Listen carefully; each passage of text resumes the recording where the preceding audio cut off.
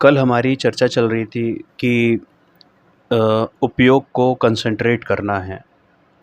तो थोड़ा-सा इसके बारे में ही एक प्रश्न और आया है यहाँ पर कि उपयोग को जब हम अंतर में झुकाने जाते हैं, तो वह झुकता नहीं है बल्कि इंद्रिय, मन की ओर आकर्षित हो जाता है।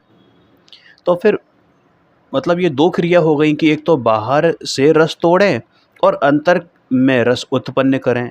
यानी बाहर की ओर का रस तोड़ना और अंतर का रस उत्पन्न करना, ऐसे 2 कार्य करने रहते हैं हमको।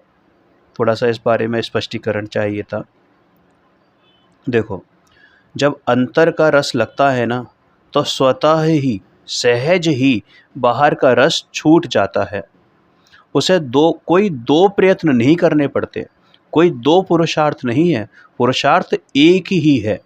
जैसे कोई दिल्ली से मुंबई जाए, है ना? तो दिल्ली से मुंबई जाएगा तो उसे दिल्ली छोड़ना पड़ेगा या मुंबई की तरफ जाना पड़ेगा? अरे वो जब दिल्ली से मुंबई जाएगा, तो तुम अगर दिल्ली छोड़ने की बात करते हो, तो सहज रूप से वो मुंबई की तरफ ही आ रहा है, और जब मुंबई की तरफ आ रहा है तो सहज रूप से जो है वो दिल्ली को छोड़ता चला जा रहा है। समझ में आ रहा है ना? तो यही चीज़ है, एक ओर का आकर्षण हो तो दूसरी ओर का रस सहज रूप से छूट जाता है। जीव को अपने आत्मा तरफ का रस जगे, तो फिर वहाँ पर विभाव की ओर का जो रस है वो सहज रूप से छूट जाता है। अपने तरफ की रमणता बढ़े, चैतन्य में लीनता बढ़े, वहाँ पर बाहर का रस सहज टूटता है। जैसे कि स्वरूपाचरण चारित्र प्रकट होता है, तो वहाँ पर अनंतानुबंधी का रस टूट ही जाता है। अंतर से स्वानुभूति बढ़े, तो वहाँ पर देश विरतपना सहज ही आ जाता है, और फिर उसे इतने विषय छोड़ने हैं अथवा ऐसी क्रिया करनी है, ये प्रतिमाएं अंगीकार करनी है, ये व्रत नियम संयम धारण करने हैं। अरे ये इसके लिए कोई विकल्प नहीं करना पड़ता। अंतरंग विशुद्धि बढ़ते जाती है तो उस प्रकार की क्रियाएं भी बाहर में भी होने लगती हैं। समझ में आनी अरे ये बात? और वो फोर्सफुली नहीं होता कि हम ज़बरदस्ती करके हम ऐसा कर रहे हैं। यदि बाहर का बाहर ही रुका रहे, तो फिर उसे वो रस नहीं टूटता। उसे यदि रस उन व्रत नियम संयम आदि का है, तो फिर वो रुक गया। उसे यदि रस अपने अंतरंग विशुद्धि का है, अपने अंतरंग परमात्म स्वरूप का है, उसको जानने का है, उसको पाने का है, तो फिर ये सहज रूप से बाहर का रस टूटता जाता है। यह कषाय कम करना अथवा ऐसा करना, ऐसा नहीं करना, लेकिन अपनी तरफ झुके नहीं, ठीक है ना? तो फिर वो नहीं होता, है ना? बल्कि क्या होता है, लेकिन अपनी तरफ झुकता है ना, तो फिर ये कषाय वगैरह सब छूटती चली जाती हैं। वह शुभ भाव में आए तब मंद कषाय होती है, लेकिन यदि कषायों का अभाव, तो भेद ज्ञान की धारा प्रकट हो और उपयोग अपनी ओर जाए, तो वहाँ सहज ही हो जाता है। यानी कि जब उपयोग अपनी तरफ आता है तो ये कषायों का अभाव अपने आप ही होता चला जाता है। ये तीव्रता मंदता तो शुभाशुभ भावों के लिए है, और ये कषायों में तीव्रता मंदता नहीं होती, ये तो लेश्याओं में तीव्रता मंदता होती है, शुभाशुभ रूप होती हैं। कृष्ण नील कापोत और पीत पद्म शुक्ल लेश्या जो होती हैं, उनमें घटाव और उठाव की वजह से ये कषाय की तीव्रता मंदता प्रतीत होती है। समझ में आया ना? उसे कोई वहाँ पर 2 प्रयत्न नहीं करने पड़ते, अपनी तरफ आएगा तो सहज रूप से बाहर का जो पुरुषार्थ है या बाहर की तरफ जो उसकी दृष्टि है वो छूटती चली जाएगी, बाहर का रस छूटता चला जाएगा। एक प्रयत्न में दूसरे का समावेश हो ही जाता है। जहाँ बाहर का रस टूटे तो वहाँ अंदर का रस बढ़ता है, और जहाँ अंदर का रस बढ़े तो वहाँ बाहर का रस टूटता ही जाता है। अलग अलग कोई 2 प्रयत्न नहीं करने पड़ते। समझ में आया ना? जी। अब एक प्रश्न और आया है, एक बार पहले भी डिस्कस हुआ था, थोड़ा-सा उसको दोबारा से उन्होंने पूछा है कि आत्मानुभव होने में ये दृष्टि का दोष है या ज्ञान का दोष है? भाई, अगर आत्मा का अनुभव नहीं होता, तो उसमें दृष्टि और ज्ञान दोनों का दोष है। कारण कि ज्ञान ने ज्ञान को ज्ञान रूप से स्वीकार नहीं किया। ठीक है ना। और इसी बात को हम दृष्टि कहते हैं कि दृष्टि का दोष भी यही कहता है। कोई दृष्टि और ज्ञान कोई भिन्न भिन्न वस्तु नहीं है। ये तो समझाने के लिए दृष्टि, ज्ञान और चारित्र ऐसा कहा जाता है ना। तो दृष्टि क्या है कि ज्ञान जब ज्ञान को स्वीकार करता है तो बस वही गुण क्या कहलाता है कि वो दृष्टि कहलाती है, सम्यक दर्शन कहलाता है। दृष्टि का जोर हो तो ज्ञान का जोर हो, माने जब दृष्टि यानी ज्ञान स्वीकृति जब हो, जब अपनी स्वीकृति हो, ज्ञान की ज्ञान रूप स्वीकृति हो, ठीक है, तो वही क्या होता है, दृष्टि का जोर। और जब ज्ञान की ज्ञान रूप स्वीकृति होती है तो वही ज्ञान का जोर होता है। दृष्टि सम्यक हो तो ज्ञान भी सम्यक होता है। दृष्टि और ज्ञान ये मतलब विपरीतता भाषित होती है, लेकिन दृष्टि मुख्य है। फिर भी कैसी है, दृष्टि मुख्य है, माने स्वीकृति मुख्य है। जब तक आप स्वीकार नहीं करोगे, जब तक आप श्रद्धा को स्वीकार नहीं करोगे, श्रद्धा में स्वीकृति नहीं लाओगे, तो वो ज्ञान भले ही जाने, कितना ही जाने, 11 अंग 9 पूर्व को जाने ले, लेकिन उससे कुछ होने जाने वाला नहीं है। समझ में आया ना। यदि दृष्टि बदले तो ज्ञान बदल ही जाता है। पहली भूमिका में तो क्या होता है कि सच्चा ज्ञान, सच्चे विचार आदि सब आते हैं, परंतु मोक्ष मार्ग में तो सर्वप्रथम दृष्टि है। ये मिलेच्छ की भाषा का कथन है। समझाने के लिए ऐसा समझाया जा रहा है कि भाई पहले अपनी दृष्टि को अपनी तरफ ला।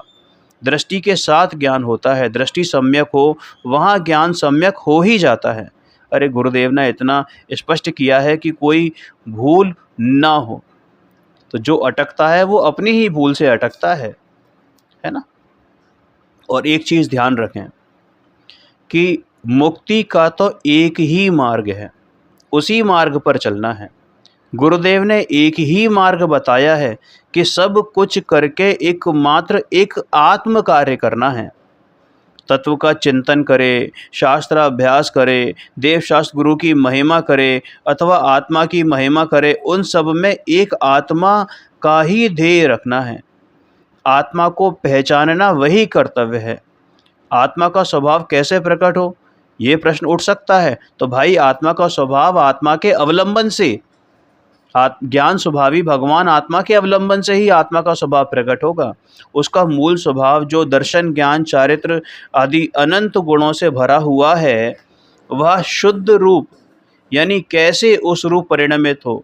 जो विभाव पर्याय अनादि से हो रही हैं, वह पलटकर स्वभाव पर्याय कैसे हों, शुद्धता कैसे शुद्धता रूप परिणमन करे, इसका पुरुषार्थ होना चाहिए। विभाव की ओर दृष्टि करने से मतलब विभाव पर्याय ही हो रही है, क्योंकि जिसकी तरफ दृष्टि होती है ना वैसी ही होती है, वैसी ही संगति होती है। कहते हैं ना जैसी संगत होती है वैसी रंगत आ जाती है। तो भाई विभावों की संगत करेगा, माने विभावों की ओर दृष्टि करेगा तो विभाव पर्याय ही उत्पन्न होंगी। वह छूटकर शुद्ध रूप परिणमन हो, वह उसके सम्यक स्वभाव की प्रकटता है। वह स्वभाव उसका घर है, रहने का मूल स्थान है। समय सारजी में क्या आता है कि ज्ञायक भाव ही स्थाता का स्थान है। मतलब रहने वाले का स्थान क्या है कि यह ज्ञायक स्वभाव है। कोई पूछता है ना आपका स्वास्थ्य कैसा है, स्वस्थ हो या नहीं हो। कौन होता है स्वस्थ? जो स्व में स्थित हो वही स्वस्थ है, बाकी सब तो रोगी हैं, अस्वस्थ हैं। समझ में आया ना। वही निरोगी है जो अपने में स्वयं में स्थित है, क्योंकि जो अपने निज घर में है वही सुरक्षित है, उसको कहीं कोई खतरा नहीं है। समझ में आया। लेकिन जो अज्ञानी है वो अपना स्वभाव भूला हुआ है और अपना स्वभाव भूल के पर घर में भटक रहा है, आवारापन कर रहा है। तो वहाँ पर क्या है कि वहाँ उसको पल पल पर खतरा है, पल पर जो है वो पर द्रव्यों के द्वारा ठगाया जाता है। अब पर द्रव्य उसको कोई ठगते हैं ऐसी बात नहीं है, लेकिन वो स्वयं ठगाया जाता है, स्वयं ठगा जाता है, क्योंकि उसको क्या है, पर द्रव्यों में रुचि है, स्वयं की तरफ रुचि नहीं है। अपने घर को भूल गया है और पर घरों को अपना मान बैठा है। भाई तू चैतन्य का स्वामी है, चैतन्य का स्वामित्व चैतन्य में है, फिर भी पर का स्वामित्व अज्ञान अवस्थावश मान रखा है कि मैं पर का कर सकता हूँ, मैं पर को कर सकता हूँ। ऐसा मानना घोर अज्ञान है। अरे वह पर का कर नहीं सकता, फिर भी पर का करने का जो मिथ्या प्रयत्न कर रहा है ना, इसी भूल से वो दुखी हो रहा है। स्वयं चैतन्य की ओर दृष्टि करे तो स्वयं अपना कर सकता है। अपनी पर्याय का शुद्धता रूप परिणमन वह स्वयं कर सकता है। यह सब पर घर है, उससे भेद ज्ञान करके अपने स्वभाव में दृष्टि स्थापित करे और शुद्ध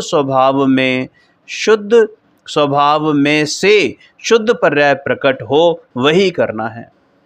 अभी पीछे बात कही थी कि जैसी रंग संगत वैसी रंगत।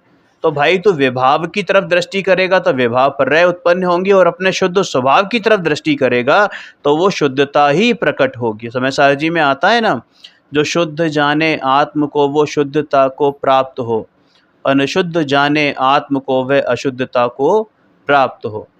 समझ में आया? आचार्य भगवान क्या कहते हैं कि भाई यहाँ आओ, यहाँ आओ, यह तुम्हारा घर है, तुम्हारा पद है, अन्य सब अपद हैं। अपना पद तो चैतन्य पद, निज चैतन्य पद है। चिल लोक का वासी हूँ मैं, ज्ञायक मेरा नाम। चैतन्य लोक का वासी है, उसमें तू आ जा। तुझे सिर्फ यही करने का है। बाहर की विभाव प्रवृत्ति में से निवृत्त होकर निवृत्त स्वरूप भगवान आत्मा में ही परिणति प्रकट करने योग्य है। अपने में ही परिणति करनी और पर के साथ प्रवृत्ति तोड़नी, सो जीवन में करने का है और कुछ करने का नहीं है। और उसके हेतु तुझे करना क्या है कि शास्त्र अभ्यास, तत्व विचार, देव शास्त्र गुरु की महिमा, क्योंकि इनके बिना तुझे तत्व विचार नहीं होगा, इनके बिना तुझे तत्वों का वस्तु स्वरूप समझ में नहीं आएगा।